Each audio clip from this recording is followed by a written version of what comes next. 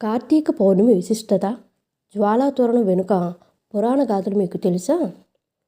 కార్తీకంతో సమానమైన మాసం లేదు, విష్ణుదేవుడితో సమానమైన దేవుడు లేడు, గంగతో సమానమైన తీర్థము లేదు అని పురాణోక్తి. ఆధ్యాత్మిక సాధనకు పేరొందిన మాసం కార్తీక మాసం. అత్యంత పవిత్రం, మహిమాన్వితమని భక్తుల విశ్వాసం. ఇది శివకేశవులకు ప్రీతిపాత్రమైన మాసంగా చెబుతారు. పూర్ణిమ తిథి కృత్తికా నక్షత్రంతో కలిసినప్పుడు కార్తీక మాసం అవుతుంది. ఈ ఏడాది నవంబర్ 5 కార్తీక పౌర్ణిమ. పంచమ వేదాంగమైన ప్రాచీన సూర్య సిద్ధాంత పంచాంగ గణిత రీత్యా పూర్ణిమ నవంబర్ 5, 2025 30:48 విఘడియలు అనగా బుధవారం సాయంత్రం 6:35 వరకు ఉంది.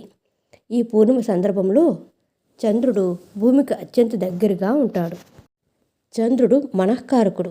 చంద్రకిరణాలు అమితంగా భూమిపై నీటిలో పడటం వల్ల మనసు ప్రశాంతమవుతుంది. ఏడాది మొత్తంలో మనం చేసే స్నానాల్లో కార్తీక స్నానం విశేషమైంది. కార్తీక పౌర్ణమి రోజు ఆచరించాల్సిన విధులు శాస్త్రసమ్మతంగా అత్యంత పుణ్యప్రదమైనవిగా పేర్కొంటారు. కార్తీక పౌర్ణమి రోజున కృత్తికా నక్షత్రం యోగం ఏర్పడినప్పుడు దైవ దర్శనం, దీపదానం, స్నానం, జపం చేసిన వారు మహత్తరమైన పుణ్యఫలాలను పొందుతారు. ఈ పౌర్ణమి రోజున గంగా, గోదావరి, కృష్ణ, తుంగభద్ర వంటి పవిత్ర నదులలో లేదా సమీపంలోని ఏదైనా తీర్థంలో స్నానం ఆచరించడం మహాపుణ్యం. నదీ స్నానం సాధ్యం కాని వారు ఇంట్లోనే గంగాజలం కలిపిన నీటితో స్నానం చేయవచ్చు. సాయంత్రం ఆకాశదీపం వెలిగించినప్పుడు ప్రత్యేకమైన ఆచారం. ఈ రోజున సాలగ్రామ దానం, ఉసిరికాయల దానం చేయడం పరమ పవిత్రమైనదిగా శాస్త్రాలు వర్ణిస్తాయి. అలాగే దేవాలయం, ఇంటిలోని తులసికోట వద్ద దీపాలను వెలిగించడం శ్రేయస్కరం. సంవత్సరంలోని 365 రోజులకు ప్రతీకగా 365 ఒత్తులతో దీపం వెలిగించడం ఒక విశిష్ట సాంప్రదాయం. కార్తీక మాసంలో దీక్ష స్వీకరించడం జన్మ బంధాల నుంచి విముక్తిని కల్పిస్తుంది. కార్తీక పౌర్ణమి రాత్రి వెన్నెల కాంతిలో పరమాన్నం వండుకొని భుజించడం కూడా ఆచారంగా ఉంది. కార్తీక పౌర్ణమి రోజున శత్రువులపై విజయం కోసం దేవసేనాని అయిన కార్తికేయ స్మరణ చేయాలి. చంద్రోదయం జరిగేటప్పుడు కార్తికేయుని రక్షించిన 6 కృత్తికలను అగ్ని రూపంలో ఆరాధించాలి. కార్తీక మాసం శివకేశవులకు అత్యంత ప్రీతికరమైనది. ఈ మాసంలో శ్రీ మహావిష్ణువు యోగ నిద్ర నుంచి కార్తీక శుద్ధ ఏకాదశి నాడు మేల్కొంటాడని పురాణ వచనం. ఈ మాసంలో ఆకాశం నక్షత్రాలతో కలకల్లాడుతున్న పౌర్ణమి రోజుకు అపారమైన మహిమ ఉంది. కాశీలో ఈ రోజును దేవ దీపావళిగా అత్యంత వైభవంగా నిర్వహిస్తారు. ఆ రాత్రి గంగా తీరమంతా వేలాది దీపకాంతులతో సుందర మనోహరంగా ఉంటుంది. దేవతలే భూమిపైకి వచ్చి దీపారాధన చేస్తారని ఇక్కడ విశ్వాసం. పంచభూత లింగాల్లో ప్రసిద్ధ దేవాలయమైన అరుణాచలంలో ఈరోజు కృత్తికా దీపాన్ని వెలిగిస్తారు. దక్షిణామయ శృంగేరి శారదాపీఠంలో కార్తీక పౌర్ణిమ రోజున లక్ష దీపోత్సవాన్ని అత్యంత వైభవంగా జరుపుతారు. అలాగే జగద్గురువులు ప్రత్యేకంగా కార్తీక శుద్ధ ఏకాదశి నుంచి కార్తీక పూర్ణిమ వరకు తుంగాహారతిని ఇస్తారు. జ్వాలాతోరణం వెనుక గాథలు తెలుసా? ఈరోజు చేసే స్నాన, దాన, దీపదానములతో పాటు కేవలం చూసినంత మాత్రంగానే అనంతమైన పుణ్యఫలాలను ప్రసాదించే ఉత్సవం జ్వాలాతోరణం. కార్తీక పౌర్ణమి సాయంత్రం వేళ ప్రతి శివాలయంలో, ఆలయ ప్రాంగణంలో ఈ ప్రత్యేకమైన వేడుక జరుగుతుంది.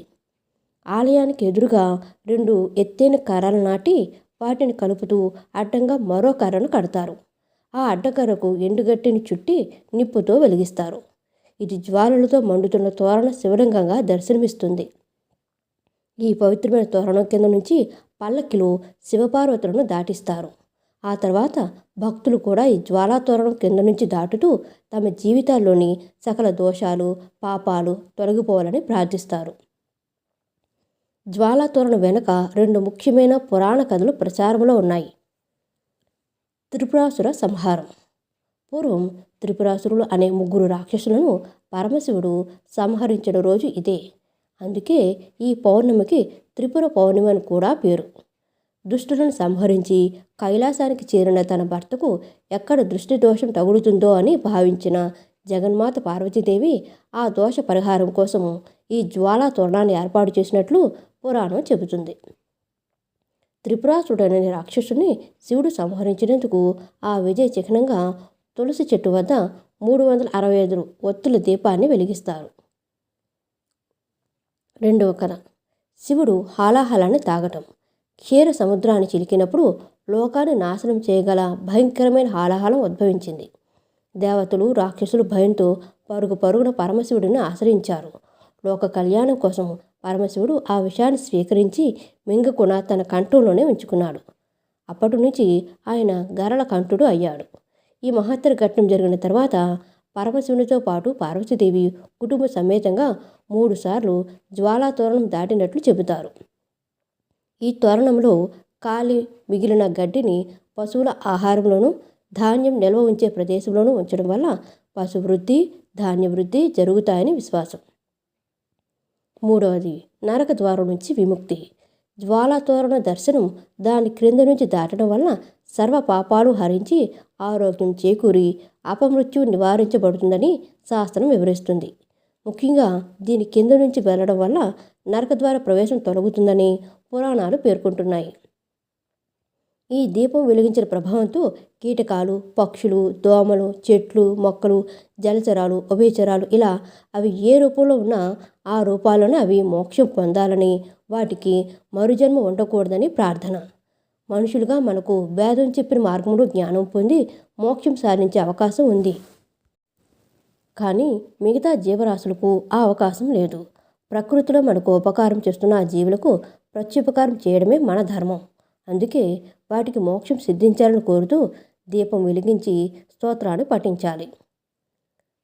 కార్తీక పౌర్ణమి మనకు బోధించే మూలసారం ఒక్కటే. ప్రకాశమే జీవితం, అజ్ఞానమే చీకటి.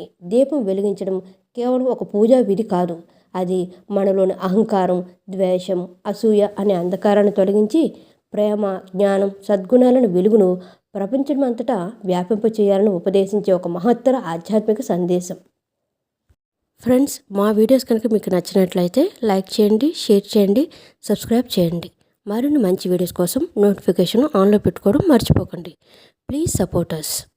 Thank you so much.